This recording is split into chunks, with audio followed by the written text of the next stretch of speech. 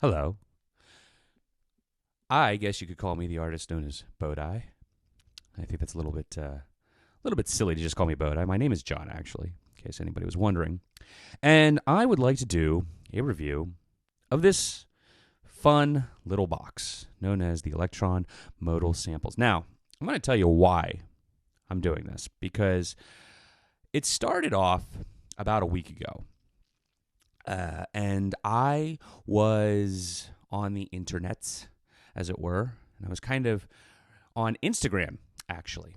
Now, a couple of things were happening at this time, one of which is I, up until a few days ago, had a teenage engineering OPZ.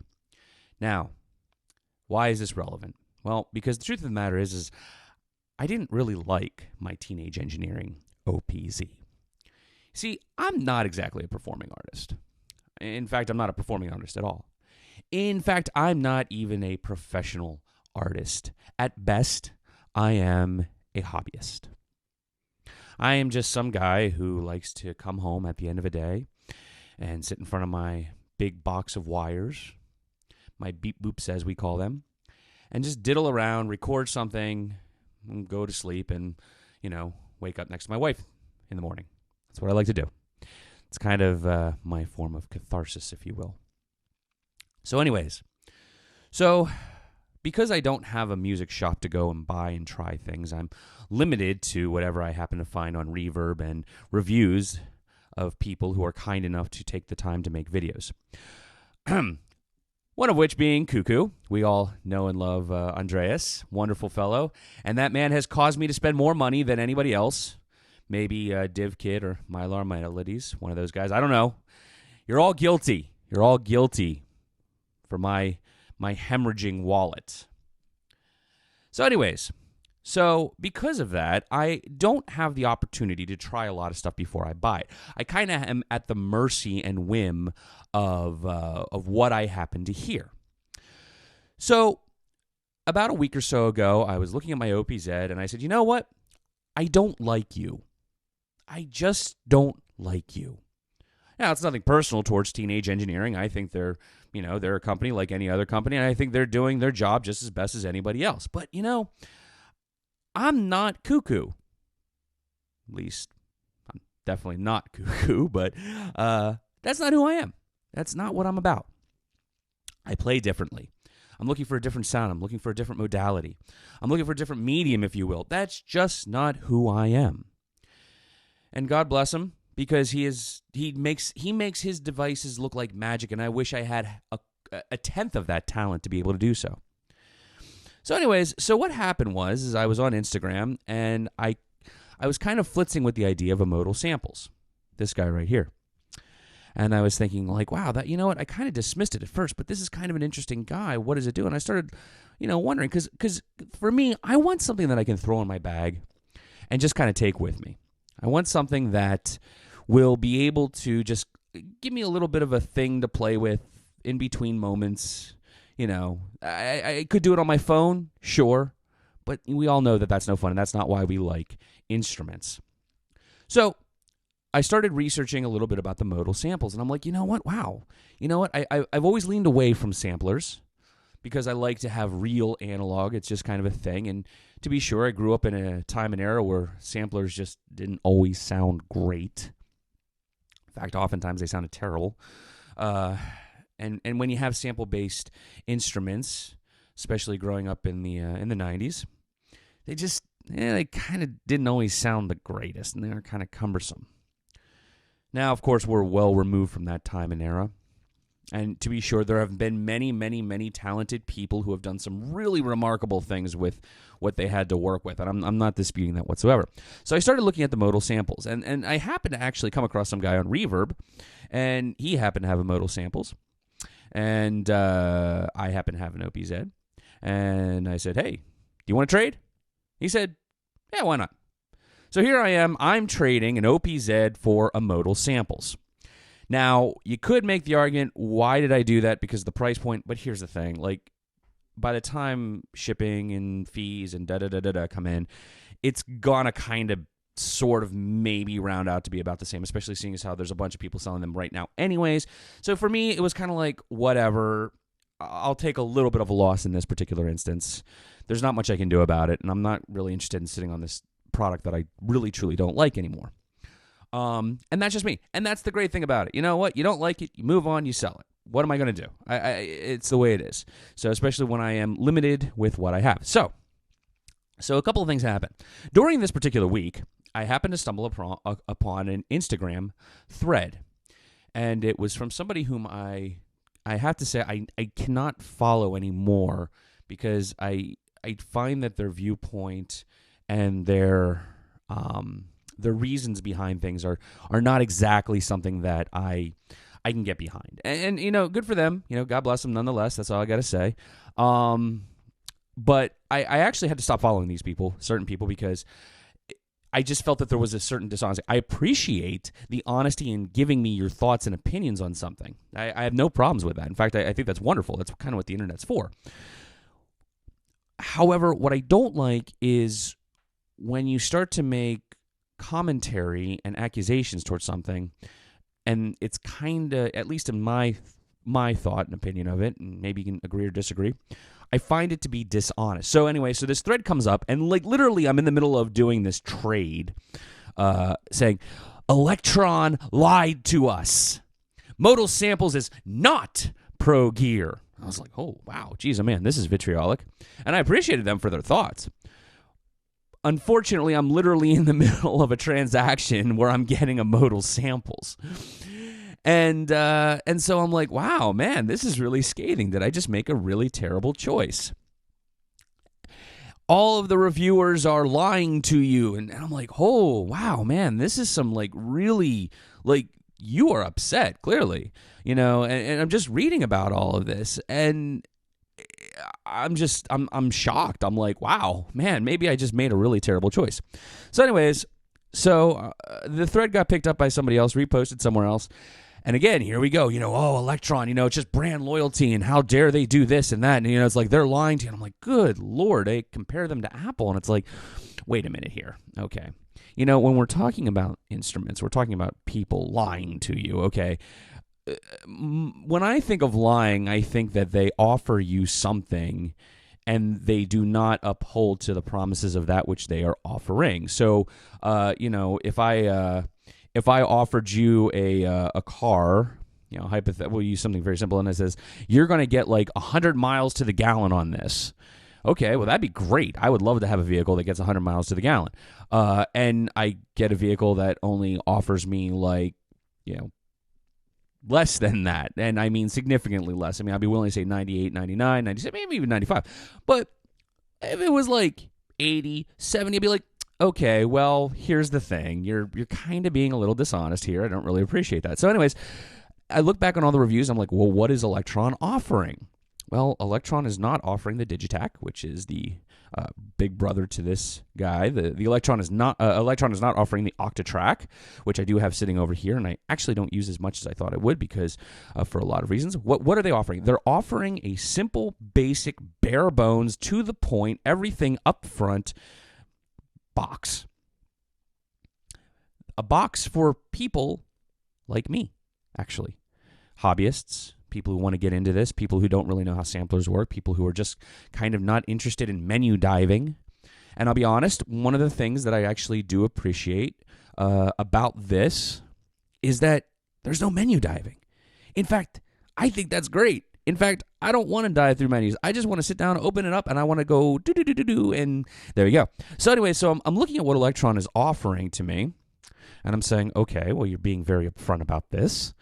You're not trying to tell me that it's the Digitac. You're not trying to tell me that it's the Octatrack. You're just telling me that it is a six-track, sequence-based. Here's all the knobs. No jumping through hoops. This is what it is, and I'm like, cool. All right, well, what the hell? We'll give it a shot. So I got it in the mail, and I turned it on. Oh, isn't that fun? I'm going to comment about something. If the Teenage Engineering OPZ, and I call it OPZ even though I'm an American, thanks Andreas for that. If the OPZ had that, I probably would still have one, because that right there makes a huge difference in being able to figure that. This thing is like significantly less complex, and it still has like a nice little OLED screen. I like it. So anyways, so what is Electron telling me here? Electron is telling me we're going to give you a simple little box. Now let's start with this build quality. What does it feel like? Okay, it's plastic. Guess what? The Electribe is plastic. Guess what? A lot of things are made out of plastic. Plastic is not terrible.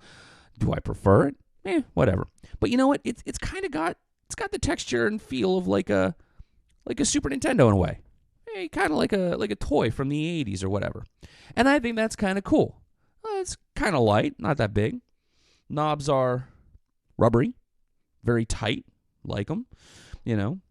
The buttons. Now let's talk about that one, because that was something that the person who was making these contentions was saying about this.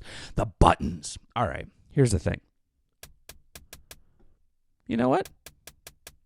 That's not bad. I could tap on it. Oh, turn that off for a second. You know, it's not a bad device. Is it the Octatrack? No, it's not claiming to be. Is it the Digitech? No, it's not claiming to be. Is it the Electron Rhythm? No, it's not claiming to be. This is claiming to be kind of like a intro, fun little guy that you can sit down and just play with and have fun with. And I think that is honest. Now, let's talk about the concept of saying pro gear. All right, you know what? I want to talk about this for a second, because here's the deal about pro gear. You make it pro. Price point does not make something pro or not pro. Build quality, in fact, does not make something pro or not pro, although I would say that we could argue some build qualities that are kind of shoddy. But you know what? The build quality on this, they were saying that, oh, you know what? These buttons, we'll play with that in a minute. You'll find out what that was. That was kind of an interesting thing I've been playing with. Build quality, you know what? These are nice buttons. They're a little stiff, but they're rubber. I mean, kind of feels sort of like a toy that I might have played with in the 90s. You know? These guys right here, you know, soft. But, you know, they're functional. Yikes, it's kind of creepy. You know, it's soft, it's functional, but it's not like, you know, I don't feel like I'm going to break the thing. It feels nice. You know, it's responsive. Push the buttons. That's kind of fun. Cool. So really, what is the problem? What is pro gear? You know, I would say that as a point of contention, while I'm waxing poetic about this, I would say that something like what happened a couple years ago with the DSi Tempest, I would say that was a relatively poignant contention, in that it was kind of an unfinished product when Dave Smith Instruments released it. I had a Tempest, and I had a lot of problems with it, and then I came to find that a lot of other people had problems with it, and it was all the same problems. And then we come to find that Dave Smith Instruments actually had to issue statements saying, look, we know this was an unfinished product, da-da-da, and then Roger Lynn finally came in, and they released an update, and it was like, oh, yay, it's great, and by then I'd already moved on from things. But I would say that was kind of like a legitimate contention, but I don't think that this is a legitimate contention to say that Electron lied to us.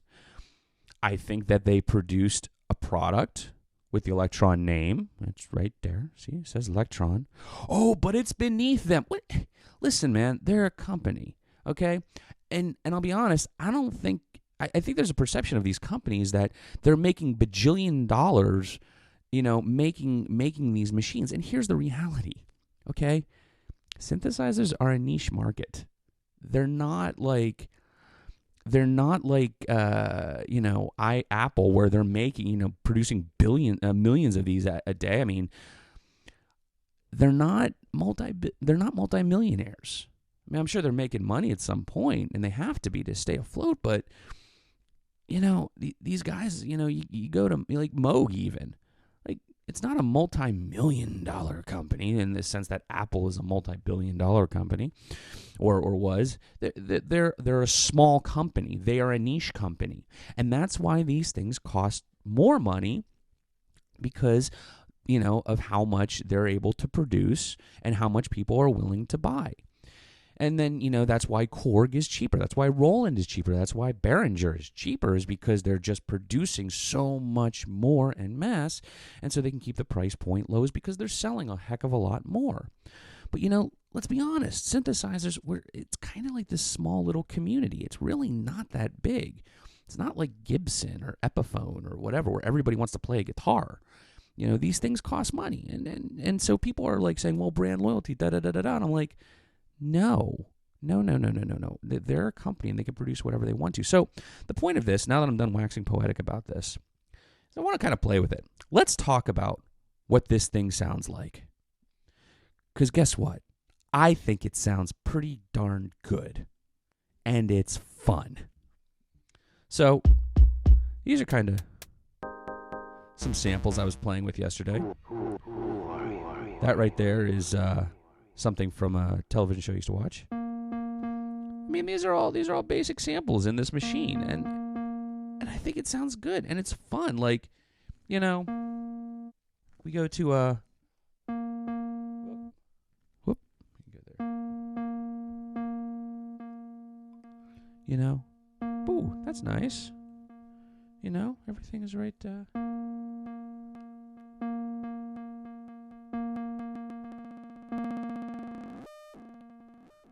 Get a little bit of granular right there,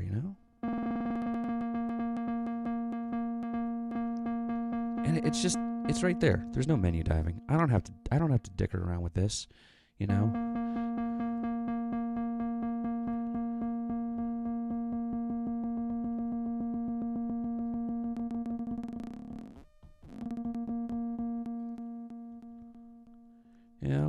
And I like that. So anyways, I made a beat. I was kind of goofing around with this last night. I'm going to play it for you. You tell me. I am not a professional. By trade, I make coffee for a living. I own a cafe. By school of thought, I'm a theologian. Yeah. So I am not by any stretch of the imagination a pro. I know pros, and I am not a pro. And I will say this. And in fact, I'm not getting any endorsements from Electron whatsoever. In fact, they don't even know I exist, and that's totally fine by me. So, with that, let's press play.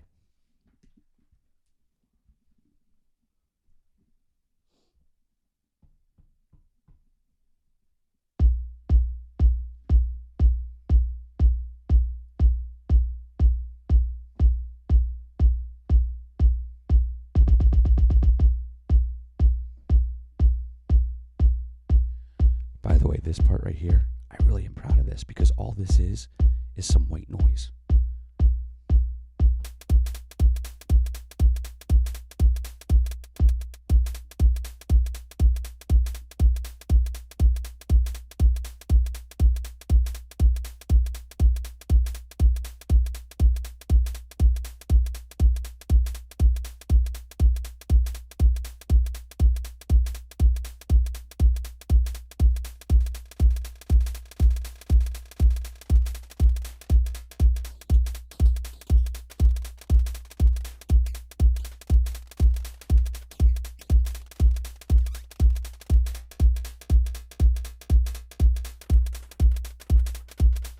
I might have done that wrong, by the way.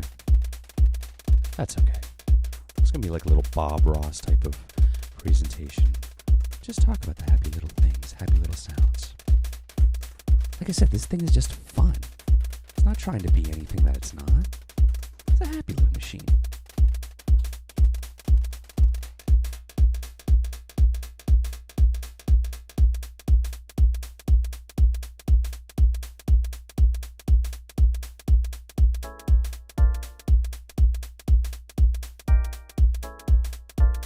Yeah.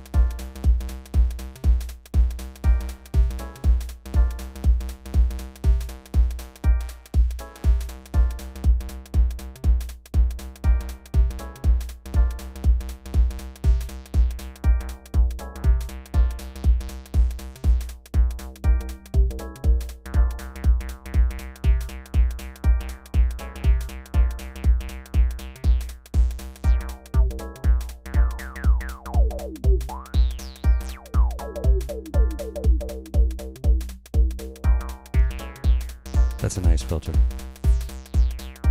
Yeah, I'm just using the sample, onboard sample. That's all it is. That doesn't do anything, by the way. Sometimes I have to use it right. We'll get into that in a minute. So yeah, this is kind of fun. Did this whole thing just last night, just kind of goofing around, you know?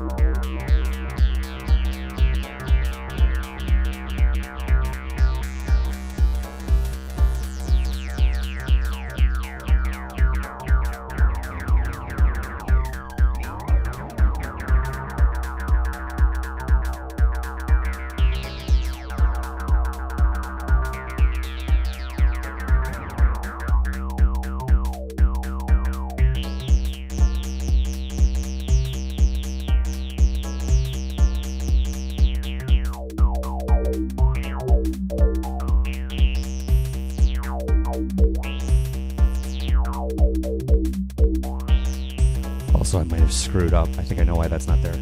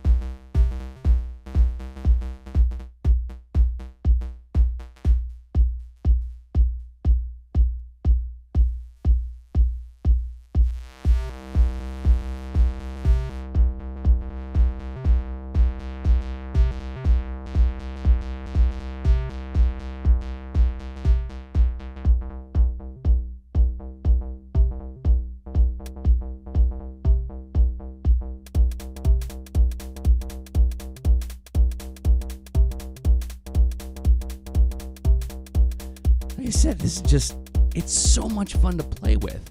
I mean, I'm not saying I'm any great skill at it, but, and I kind of, screwed up my reverb a little bit, and there's a reason for that. But, I mean, this is just, I've only had this for 2 days, and in 2 days, I have managed to make...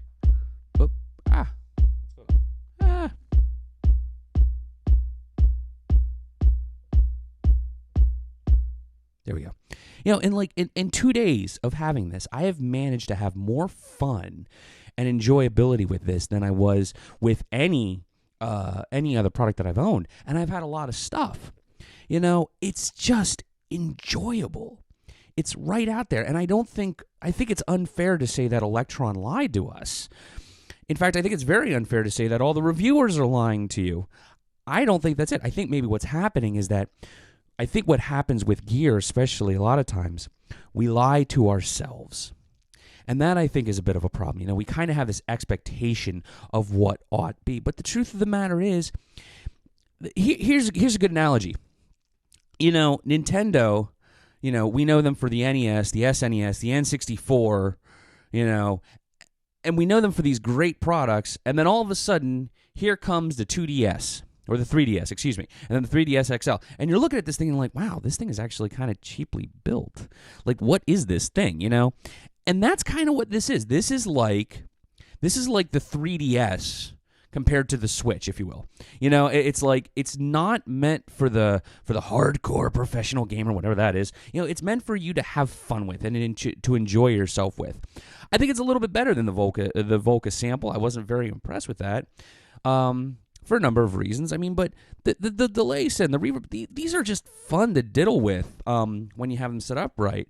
And the amount of time that it takes to get into this machine is so minimal. It really is a short amount of time. So do I think Electron lied to us? Good Lord, no. Not in the slightest bit. I think they were very honest with us. Now, are there some design issues that I think could have been better? Yeah, sure. I think it should have an internal battery. I think it should plug in via USB rather than that over there. I think there are some design issues that could have been better. That's just my opinion on it. I don't think having these two little slots on the side and these two little covered over things, I think that's kind of like not what I would have done. Maybe what they probably could have done is maybe thrown some batteries in it, like the Apple keyboards, the original ones where you had to slide in a couple of AA batteries and make it a little bit more portable. I think that is a design issue and maybe an improvement, but that's just my personal thoughts. I think that it would have been better to actually have a 3.5 millimeter headphone jack, as opposed to needing an adapter for this, because I got dozens of these guys floating around. I think it would have been better to have just a regular adapter or a regular plug. But, okay, whatever. Well, that's dumb, Would I have liked to have seen CV in and out? Yeah, I think that would have been kind of cool. It's got these MIDI in and outs. I don't know if they, I don't think they do CV. I'm pretty sure they don't.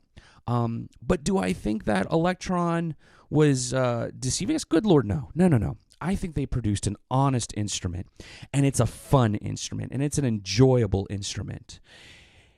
It's not the Digitac. Thank goodness. Thank God. I don't want the Digitac. If I wanted the Digitac, I would have bought the Digitac. If I wanted the Volca sample, I would have bought the Volca sample. It's an accessible instrument. It's a fun instrument. It's a portable instrument. It's like having, a little bit of this and a little bit of that all put together. And you know what? I went online. I downloaded a bunch of Mono Machine and Machine Drum and, a bunch of samples from a bunch of different synths that are offered freely everywhere. And I went, doot, doot, doot, doot, moved it in, and there it goes. Hey, I got all my samples. Well, now I have tons of types of drums. I even, somebody, here, let me go, I even have a, where is it? Let me find it. And this, you can't really see, but some of these little animations are really kind of cute. All right, so, here, we'll go in here, and we're going to play. Oh, man, that sounds terrible. Oh, that's kind of cool. Got some 808. Because that's not the most overused drum kit in the world. Somebody made a bunch of 808 samples. Can I finger drum on it? Well,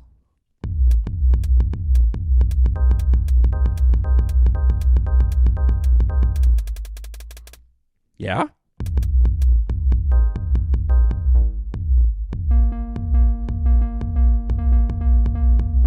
Okay, so you can finger drum. That's kind of cool. I don't have any problems with that. You know? I mean, it's got a sequencer, got little buttons right down here for that. So even if I wanted to go, here we'll, open up fresh pattern. Okay, cool. All right.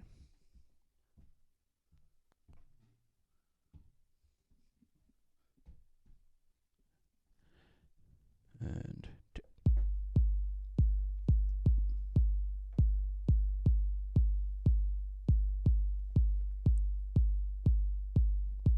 okay, that's easy enough.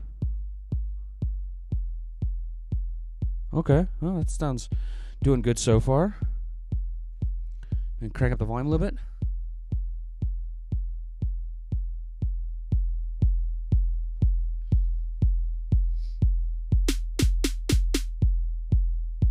I don't like that sound. Okay, fine, I don't like it. Let's change it.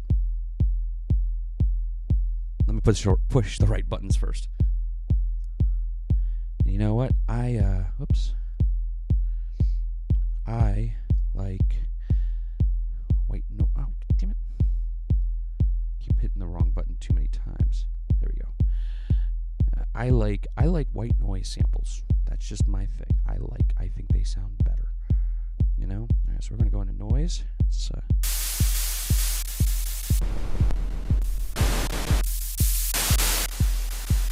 Okay, so this is white noise. Straight up white noise. All right, that's cool. All right, we got white noise in there. All right, let's all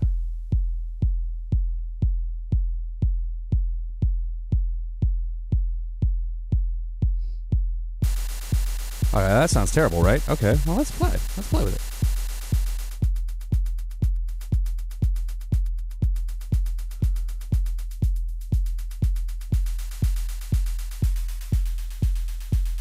Change the pitch a little bit.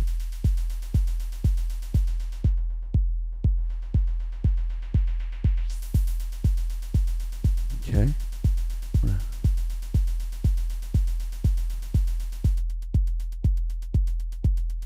That's cool.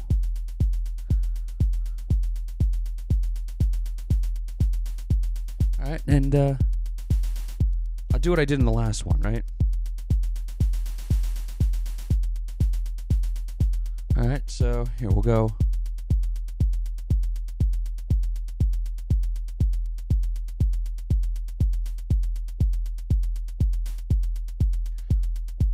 All right, so kind of like, you got trig locks. Okay, that's kind of cool.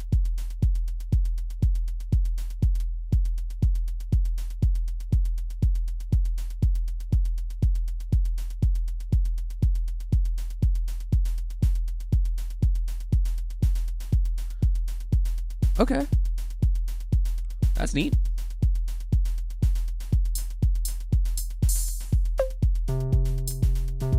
Alright, we're just gonna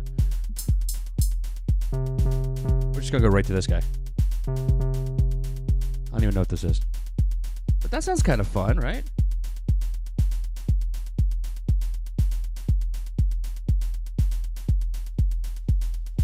There's the reverb.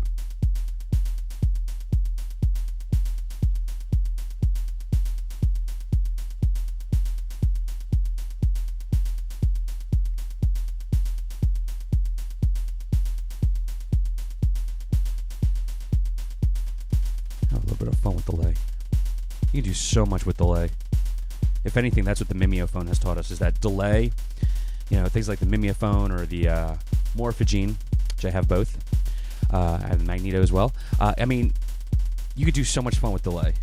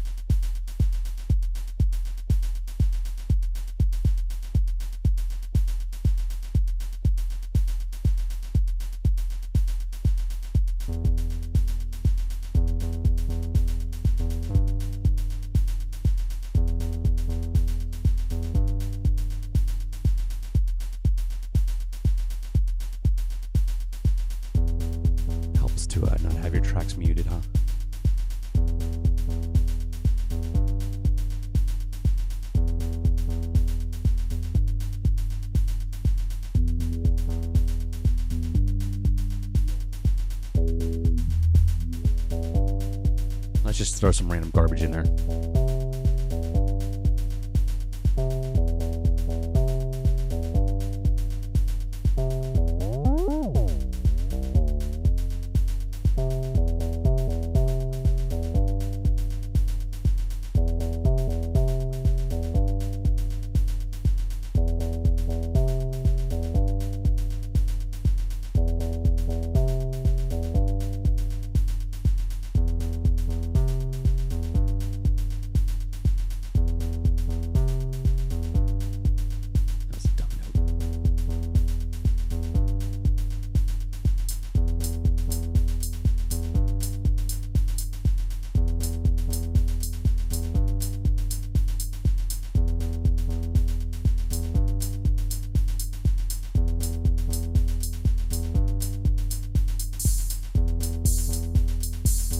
That should be a clap.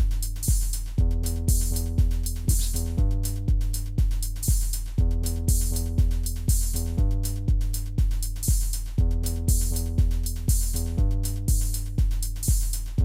And we can make it a clap.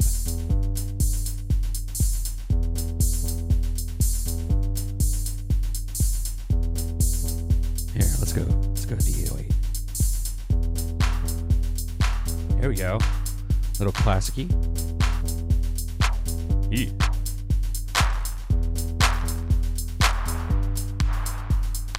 All right, let's just go back to the original clap. Oh, one more.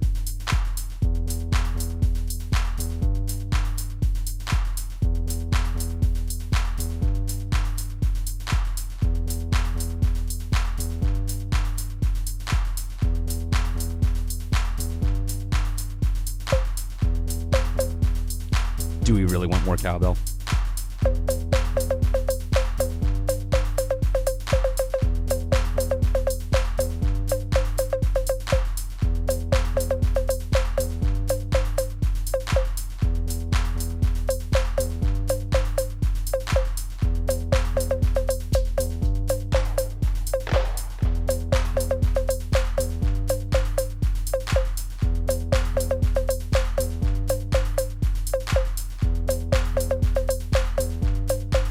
That's some swing.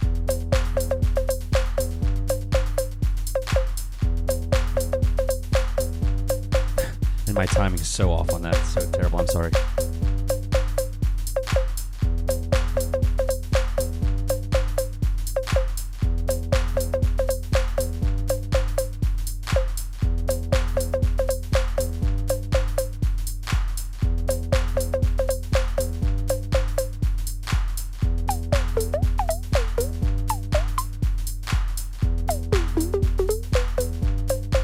This one, temporary save, right?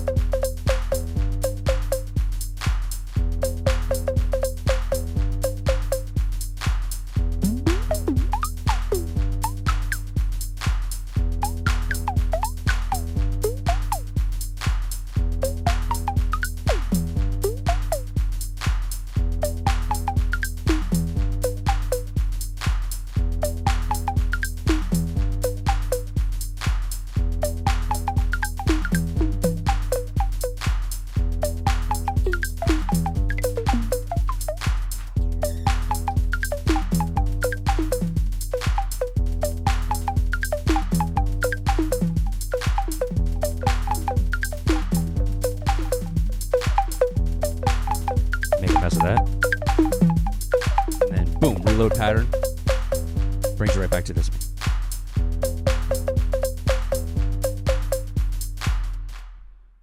Yeah, this is a fun machine. This is cool, and I'll tell you why. One, it's accessible. It's easy to use. It's simple. It's to the point. It's upfront. It's in your face. You're not diving through menus. The manual is probably like a quarter of what most Electron manuals are, and this is fun. So I think it is very unfair and unrealistic to say that Electron lied to us. That's nonsense. No, they didn't lie to us. Maybe we lied to ourselves sometimes in thinking that certain things should be more than what they are. And I'll go along with that one. I do that to myself all the time. You know, there's an expectation. But no, this machine is cool, and it's fun, and it's enjoyable. And I personally think, and this is my own opinion, when we talk about pro gear, let's go back to that because I want to wax poetic for a little bit, is that when we talk about pro gear, we forget that oftentimes pro gear is not pro until somebody professional actually uses it and does something with it. And the truth of the matter is that all gear can be or cannot be pro gear. I'm reminded of when the 808 first came out, or the 303. Roland sold these things, according to 808 the movie. They sold these things to professional musicians, and they got it, and they're like, I don't know what the hell to do with this thing, and so they tossed it away and put it into pawn shops, and then all of a sudden, you had young men in the inner cities finding these machines, and they're like, we can do something cool with this, we can make beats, and that spawned hip-hop and rap and whatnot, and it's like, yeah, you know what, all of this stuff that was discarded as not being pro gear, this is fun, and in the right hands, you could do a lot with it. And I'm just starting to see that. It's like, wow, no, it's not going to be my Octatrack. It's certainly not going to be my Eurorack. And that's okay. It doesn't need to be. I don't want it to be. That's not why I bought it. Traded for it, excuse me. But, I'm reminded of somebody like Look Mom, Sam. Sam takes junk. Okay, this dude literally takes junk. And he makes something cool with it. And he makes music with it. He has no expectations of it. It's like, this is what I did. I remember him reading a comment that he made with him and Barnes Courtney, where he said, I remember recording this track, on a crappy USB microphone, and okay, and now look at Barnes and look at Sam, like they're doing their thing. They're not whining about, oh, well, what's pro? They're making it pro because they are pro. And I'm certainly not at the level of either of those guys. I'm certainly not at the level of Red Means Recording or Cuckoo or any of these guys. I'm not that guy. Not at all. I'm just some random guy who just likes playing with his synthesizers and having fun with it. But is it honest to say that this is not professional? No. Look, you make it professional. If you can make music using GarageBand on your iPhone, then God bless you for it. I don't like doing that. I grew up in an era where it's like, you make music on a computer. It's not fun. It's not interactive. It's like, okay, great. I mean, we're talking before a lot of this was as accessible as it is now. Now, do I think that this is worth the price tag? All right, you know what? Here's the thing. Electron, they need to eat. They need to feed their families. They need to make money. You have to. Okay, so do I think it's worth the price tag? Would I have bought it new? Well, you know what? I bought the Teenage Engineering OPZ new. I got a first run order. And do I think it was worth the price? No, not in the slightest bit. I did not like it. Now, am I going to sit down and say that Teenage Engineering is lying? No, they're a fine company. Good for them. They're doing their own thing. Obviously, it works for some people. I've had the OP1. I've had the OPZ. And guess what? I'm not a fan personally. I think the synth engines sound kind of thin. Okay, well, you know what? There are people who love what those synth engines sound like. I don't think they sound all that great. But yet, here you go. Again, I'm going to use Cuckoo as an example. Here he is up in Norway, and he's opening for Look Mom. He's opening for Sam using two OPZs. And I'm like, how in the world are you doing that? How are you doing that? I can't do that. I can't make that sound good. I can't make that sound anything like you are. That's really cool. So here I am. Am I going to sit down and am I going to get mad at Teenage Engineering because they produced an instrument that I think is kind of expensive, but I paid for anyways? No. Okay. You know what? It sucks. That's the way it goes. I bought it. I played with it. I had it for about a year. Guess what? I didn't like it. I did not have fun playing with it. So am I going to sit down and say, oh, Teenage Engineering lied to me? No, of course not. That's stupid. That's ridiculous. Why would we sit down and say that a company lied to me? They delivered on the promises in which they advertised. And only if they advertise a product and do not deliver on that product, that's when I can say that maybe, we were lied to. But for example, right now, you know what? As a point of contention, right now I'm recording all of this on my iPhone 11 using a dongle, a couple of USB plugs that I have lying about, into a Behringer mixer using a regular microphone. Am I using pro gear? No, they're advertising to me. It's all up to me. And consider this, I've kind of watched this for many, many years. And a friend of mine many years ago got into this argument about what is pro gear and whatnot. and he was a big acolyte of tube amps and whatnot, and things that sound and not the digital stuff. And even today, 20 years later, he's like, man, I gotta admit, a lot of these things sound really, really good. In fact, I don't even need to have my tube amp and all of this effects processors anymore, because I could do everything in like a little box, and that's where we are anymore. It's become accessible. I mean, yeah, granted, it's still out of reach, but not nearly out of reach as it once was. I mean, I'm not limited by my, my computer hardware that I got to upgrade X, Y, and Z just to make C, D, and E work. I don't need to do that anymore. Now it's like, oh, well, here you go. You have a couple $100, pick it, bam, there you go. Are the Volcas Pro Gear? No, of course not. Even the name says for the people, the Volca, for the folks, if you will. I mean, you like what you like. And if you don't like what you like, you don't like it. But I don't think Electron deceived us. I think they produced a pretty solid instrument. In fact, I would love to see them produce like an analog model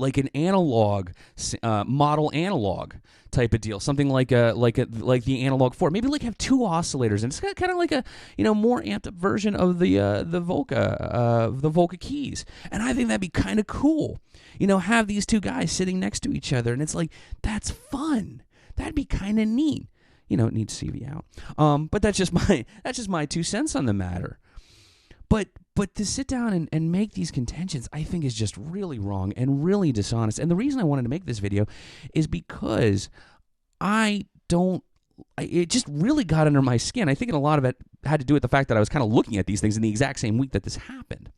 But in 2 days, I have managed to go through the entire manual of this thing, and I have managed to have way more fun with this than I have with some of my so-called pro gear.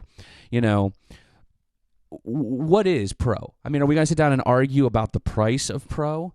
I have in my collection a Strymon Magneto. Well, the Strymon Magneto is easily twice the price of a Mimeophone. Well, does that mean the Strymon Magneto, because, Strymon has been around longer, that they're more pro than make noise?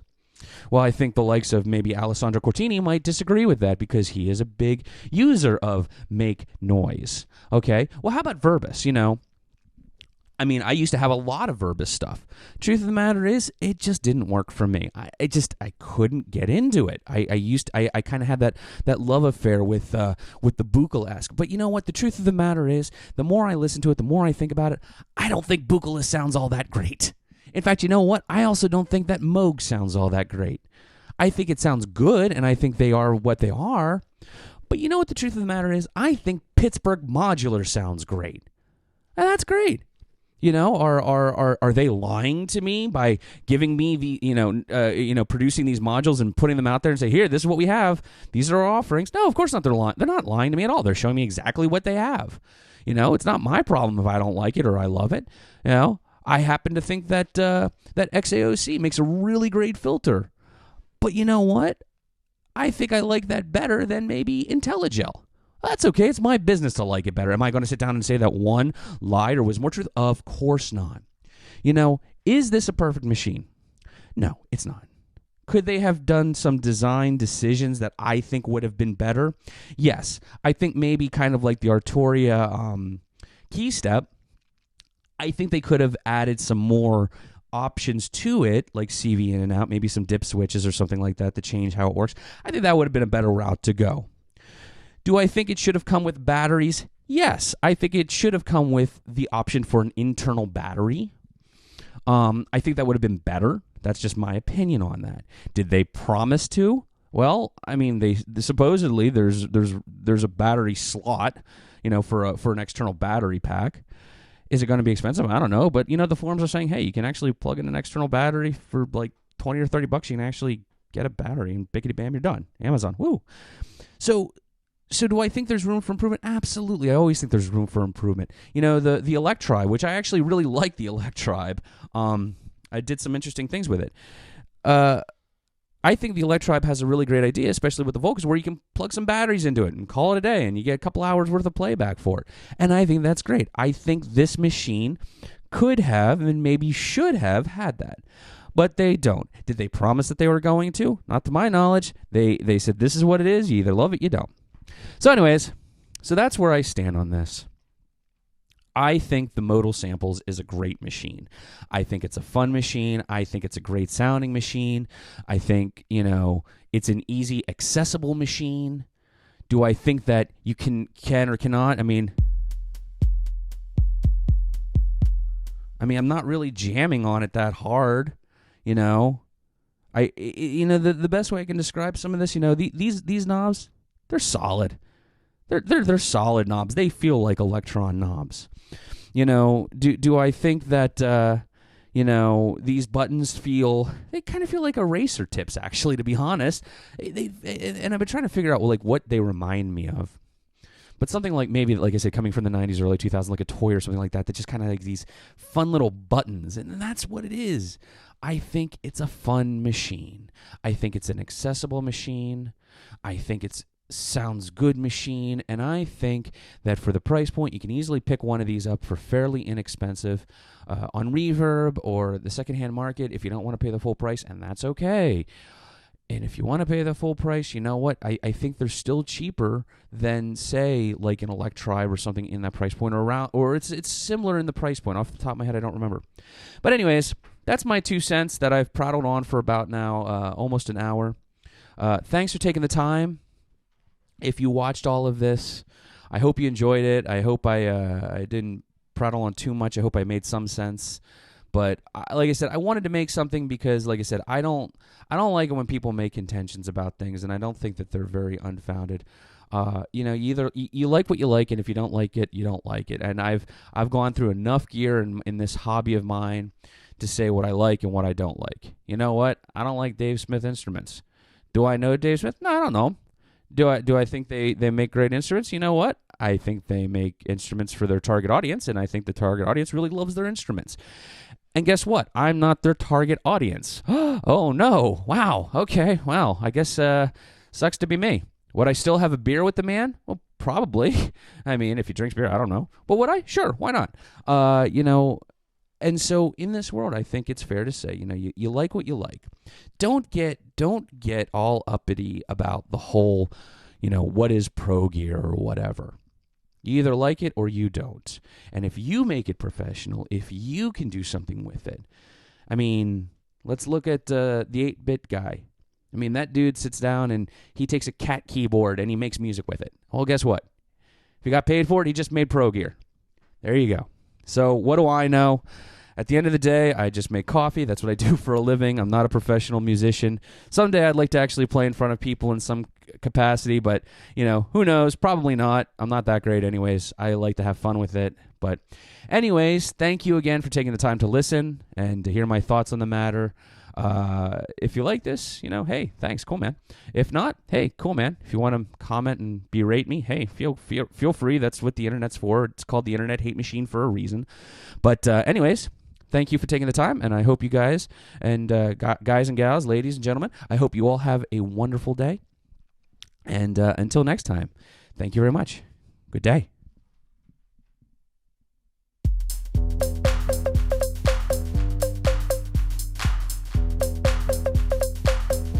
Yeah.